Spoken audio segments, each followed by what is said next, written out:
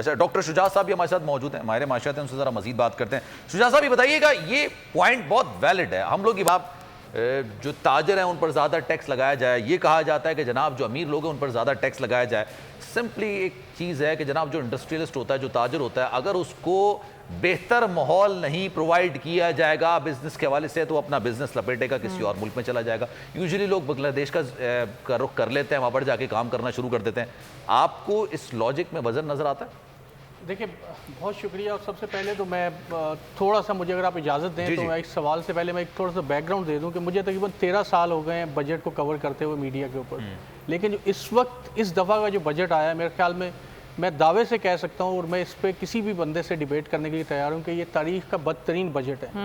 मैं सिर्फ एक एग्जाम्पल देता हूँ कि आपने जो प्रोजेक्टेड रेवेन्यूज़ जो गवर्नमेंट ने प्रोजेक्ट किए कि ये हमें रेवेन्यूज़ मिलेंगे, पहली बात तो ये कि वो वैसे ही बहुत ही ओवर एम्बिशियस है। मेरा नहीं ख्याल कि वो जो टारगेट रखा है वो अचीव होगा। नंबर 1, अगर वो अचीव हो भी जाता है तो आपके जो डेट सर्विसिंग है, वो डेट सर्विसिंग तकरीबन उसका 80% बन रही है। इसका मतलब ये कि अगर मेरे पास 10 रुपये हैं तो 10 में से 8 रुपये तो मैं कर्जा दे दूंगा, या कर्जे की मद में जो सूद है वो दे दूंगा। अब रह गए मेरे पास 2 रुपये, उसमें मुझे पब्लिक सर्विस डेवलपमेंट भी चलानी है, गवर्नमेंट भी चलानी है, डिफेंस का बजट भी देना है, पेंशन भी देनी है, और बहुत सारे मामलात भी चलाने हैं।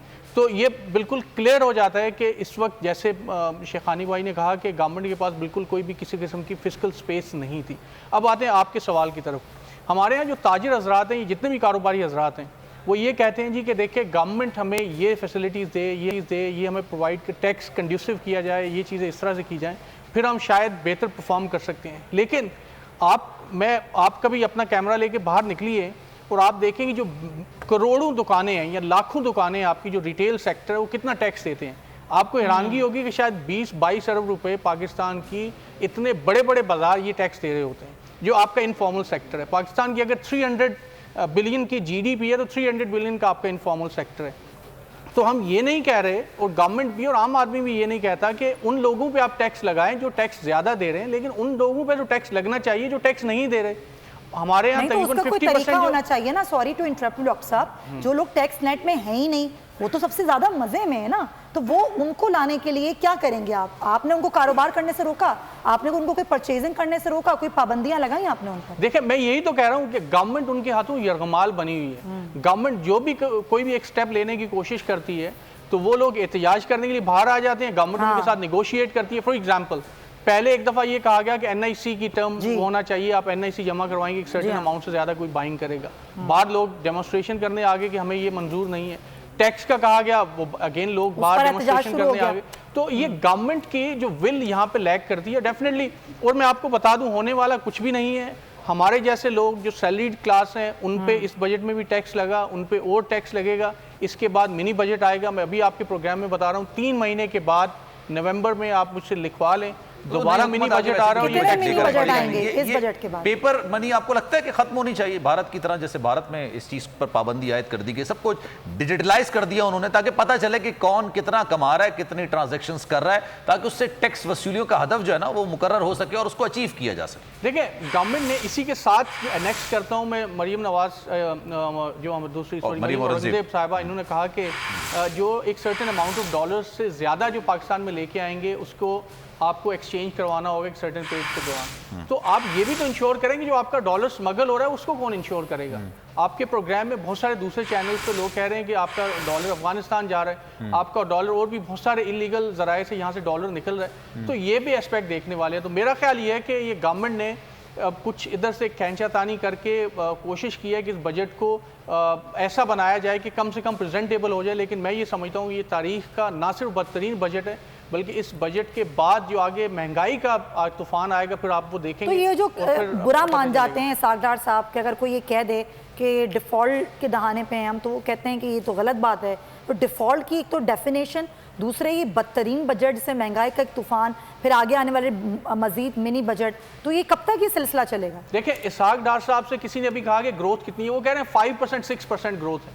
गवर्नमेंट खुद कह रही है कि हमारी 0.6% ग्रोथ है, 0.2 और 0.2 है। और मेरा ख्याल है अगर आप कोई इंडिपेंडेंट किसी और इकोनॉमिस्ट से पूछ लें, हमारी 0.2 नहीं मानेगा। पाकिस्तान की एक्चुअल ग्रोथ नेगेटिव में थी। आपके कोई भी सेक्टर देख लें बंद पड़े हुए हैं, आपके एक्सपोर्ट की सूरत हाल देख लें। तो जब गवर्नमेंट खुद से ये जो हेर फेर करके अदादो शुमार का और आवाम को। पिछली हुकूमत के बारे में भी कहा जाता था कि वो अपनी मर्जी से 6 पे ले गए थे ग्रोथ, वो तो जाहिर सी बात इंडिपेंडेंट इदारा तो होता नहीं है ना, तो जहाँ ले जाएं अपनी मर्जी। एक और बात मैं अर्ज कर दूं यहाँ पे, जो गवर्नमेंट ने रेवेन्यू का कहा कि जी हम इतना रेवेन्यू इंक्रीज करेंगे, तो रेवेन्यू का क्या तरीका होता है?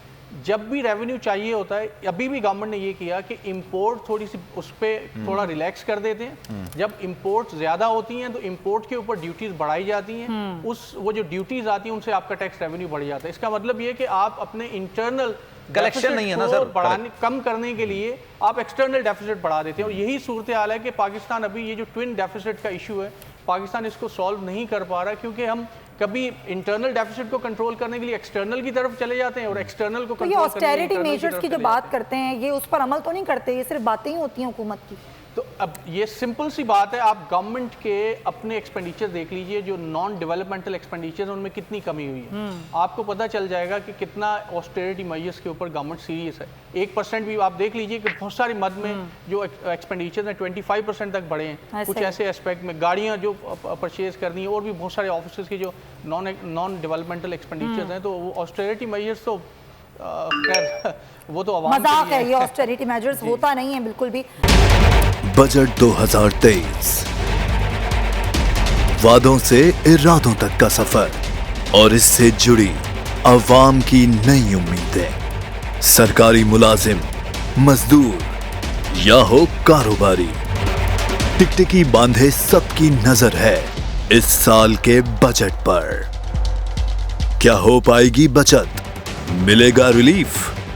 जानिए बजट ट्रांसमिशन में, सिर्फ बोल पे।